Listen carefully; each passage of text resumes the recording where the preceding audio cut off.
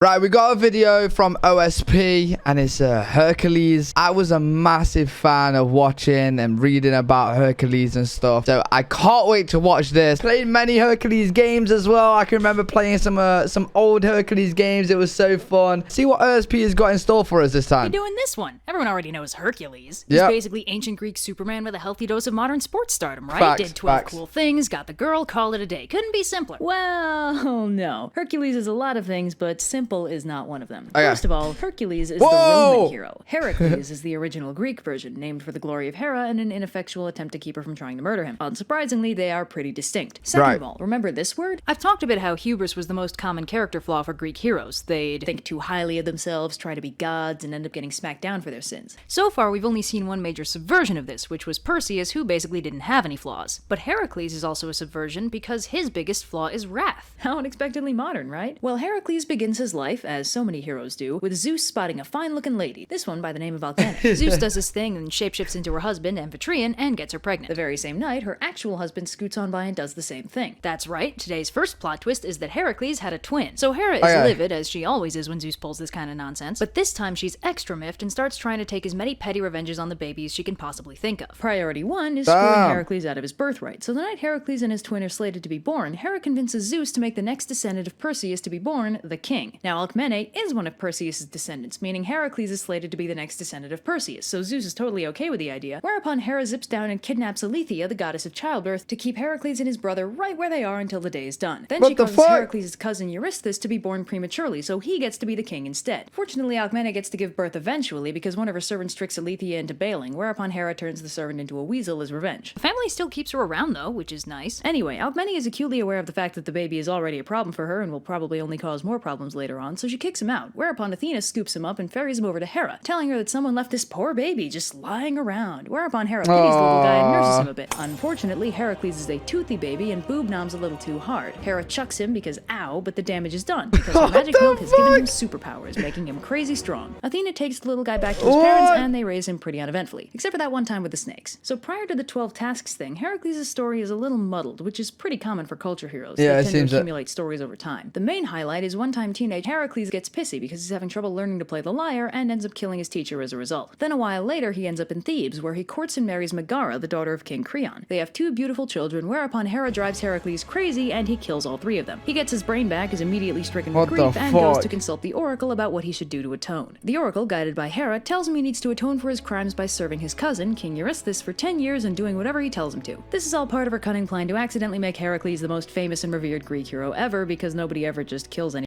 And it kind of happened. Anybody in these stories. So this leads to the famous 12 labors, or rather 10 plus a couple extra. Initially, Eurystheus gives him 10 labors, but 2 of them get discounted for shenanigans. Number 1 is to kill the Nemean lion, known for being immune to all mortal weapons and having the general disposition of a chainsaw strapped to a ceiling fan. Heracles and Bro, that looks so much like a fucking Pokemon battle right now. Oh my god.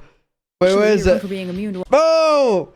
Hercules, I summon you! All mortal weapons, and having the general disposition of a chainsaw strapped to a ceiling fan. Heracles ends up strangling it and skinning it with one of its own claws. Mission number 2 is killing the Lernaean Hydra, for which Heracles conscripts his half-nephew and sometimes lover, Iolaus, for moral support. That happened a lot in ancient... Bro, the Hercules story and just like everything about it, the game and stuff, it's just so good, don't man. Question it. Anyway, after learning that cutting off the heads just causes more heads to grow back, Iolaus suggests using fire to burn the neck stumps, which works really well. Before they leave, Heracles takes some poisonous Hydra blood and coats his arrows with it. Because why not, right? With that out of the way, Heracles returns home, but Eurystheus is all, hey, you got help for that one, dude, doesn't count, and adds another trial for later. So trial number 3 is to capture, alive this time, the Ceryneian hind, a deer sacred to Artemis. Eurystheus' cunning plan here is to have Heracles offend Artemis and get her to kill him, but as soon as Heracles explains what's up with his trials and such, Artemis is like, yeah, dude, go for it, just bring her back when you're done. So Heracles brings the hind to Eurystheus, but Eurystheus is too slow to actually catch it, and it zorps back to Artemis no problem. Mission accomplished. Mission 4 is to capture the Arithmanian boar, but Heracles gets distracted along the way and parties it up with a centaur friend for a while instead. Unfortunately, centaurs apparently... That is one of the main parts in Hercules, isn't it? With the mentor, whatever the goddamn bull fucking person is. Don't know that Greek wine needs to be watered down before it's drinkable, so they all get super drunk. Wait, isn't it called Minotaur or some it's called Minotaur, right? Or is it pronounced different? And start trying to pick fights. Heracles drives him off with his poison arrows, but his centaur buddy accidentally drops one on his foot and dies. Well, that was kind of pointless. Oh, wait, Anyway, that's not after even a that fiasco, Minotaur. Heracles visits the immortal centaur Chiron for advice, who tells him that the boar is impossible to stop while charging, so he needs to drive him into the snow to immobilize him. Wait, is it Hercules that fights the Minotaur in the cave? I'm pretty sure it is, right?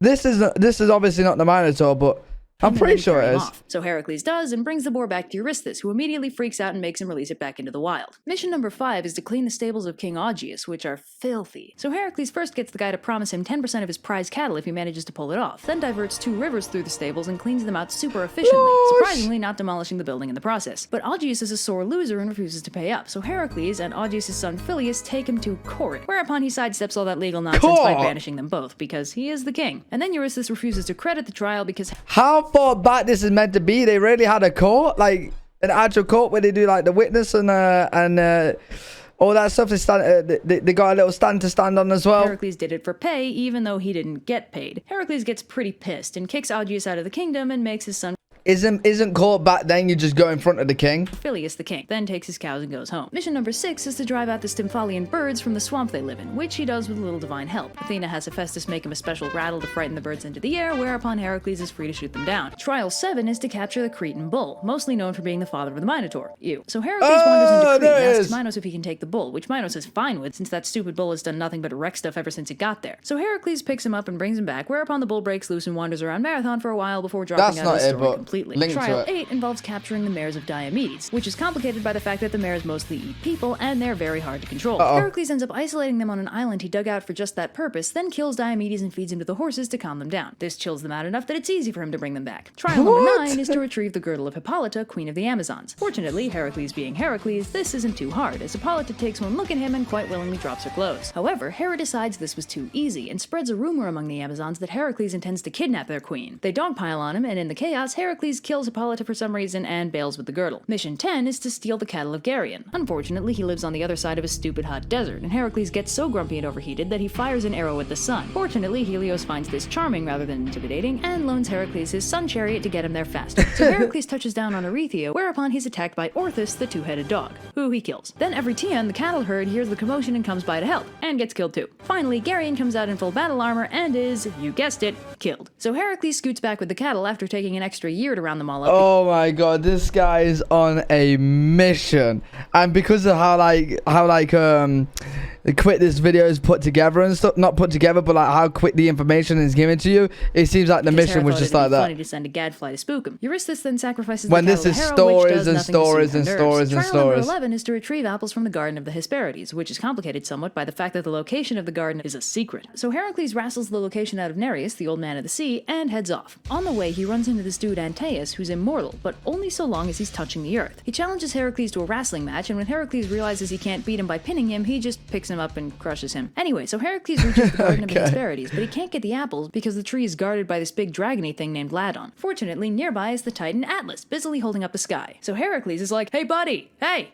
Yeah, want to do me a solid and grab me some apples? And Atlas is like, sure dude, but you'll need to carry this. Sky ain't gonna hold itself up, you know? So Heracles tags in and holds up the sky while Atlas scoots over to the tree and picks some apples. So Heracles is like, yo, thanks man. Hey, can you tag back in? And Atlas is like, you know, actually, how about you just tell me where to take these and I deliver your apples for you? So Heracles is like, oh man, that just sounds great, but you know, my cape's getting really uncomfortable. Could you tag in for a second so I can adjust it and then we'll swap back out? And Atlas is like, what could go wrong? And takes back the sky, at which point Heracles obviously bails. For his 12th and final labor, Eurystheus straight up tells Heracles to go to hell and kidnap Cerberus. So Heracles traipses down to Hades, whereupon he bumps into Theseus and Pirithous, still fused to their chairs. They ask him for help, so Heracles frees Theseus, but when he tries for Pirithous, there's a huge earthquake, which he takes as a sign that he should probably leave him there. So Heracles heads deeper into the underworld and encounters Cerberus, along with Hades, who asks him what exactly he thinks he's doing. So Heracles tells him he's here to kidnap his dog, and Hades tells him okay, but he can't use any weapons to do it, which Heracles is fine with because, again, wrestling. So he bear hugs one of Cerberus's heads until he gives in, and I guess Hades objects or something because most tellings of the story involve Heracles shooting him for some reason. What? So Heracles drags Cerberus out to Eurystheus, who is unsurprisingly so terrified that he demands Heracles return him immediately. So Heracles carries Cerberus back to Hades and goes on his merry way, finally free of his service to Eurystheus. Now Heracles' story doesn't end with his labors. He has all kind of hijinks, frankly too many to list here. A lot of those hijinks were romantic. He was married 4 4 times, his third wife being the one to kill him. And one noteworthy thing is that Heracles, as a symbol of pure masculinity for Greece, had a lot of dude lovers too, because what's manlier than 2 men? Apparently in Plutarch's time, it was customary for male couples to worship at the tomb of Iolaus, who was widely considered to be Heracles' primary boyfriend, which is kind of sweet. But anyway, I kind of glossed over the fact that he dies somewhere along the line, so let's talk about that. Heracles is on marriage number 3, and his wife is this lady Deianira. For those of you who know Greek, her name is a spoiler, as it translates to husband destroyer. So one day, the centaur Nessus decides to kidnap her, which Heracles obviously objects to. He shoots the centaur with one of his old Hydra blood arrows, and the poison centaur tells Deianira that his blood can totally make a potion to keep her husband faithful should she ever need such a thing. He persuades her to bottle some of his blood and then dies. This becomes relevant several years later, when Heracles falls in love with this other lady, Iole. Deianira remembers the love potion thing, takes some of the blood, and smears it on the inside of one of Heracles' tunics, whereupon, because it's full of hydra venom and very, very poisonous, the blood melts into Heracles' body and seriously f***s him up. He's too tough for it to kill him, but it really hurts, so he kinda decides to die anyway. Heracles throws himself into a funeral pyre and burns away his mortal half, becoming a pure god and ascending to Olympus in the process, whereupon he marries Hebe, the goddess of youth. Philoctetes, the guy who lit the pyre, gets gifted Heracles' poison arrows and later uses them to kill Paris in the Trojan War, so I guess some good came of all this. Hercules, hero of song and story. What an amazing video. Really good video from OSP. Really enjoyed that. Hopefully you guys did enjoy it too. Please